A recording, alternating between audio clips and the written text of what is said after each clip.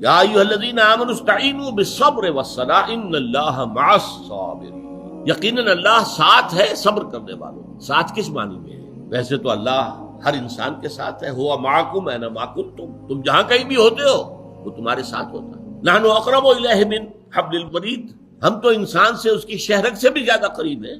یہاں کس معنی میں کہا؟ ساتھ ہونے کا مطلب نصرت، تائید، مدد، پشت پناہی۔ ان اللہ مع الصابرین، اللہ صبر کرنے والوں کے لیے پشت پر ہے، مددگار ہے، تائید کرتا ہے، ہمت بندھاتا ہے، دلجوئیاں کرتا ہے۔ ان اللہ مع الصابرین، یہی بات کہی تھی حضرت موسیٰ علیہ السلام نے جب آخری مرحلہ آ گیا، اپنی قوم کو جب نکال کر لے کر جا رہے تھے، آگے سمندر آ گیا اور پیچھے جو ہے وہ فرعون لاؤ لشکر سمیت آ رہا ہے، اور دھوئیں کے بادل اور یہ ریت کے اور گرد کے بادل جو ہے دھوئیں کے مانند اٹھ رہے ہیں۔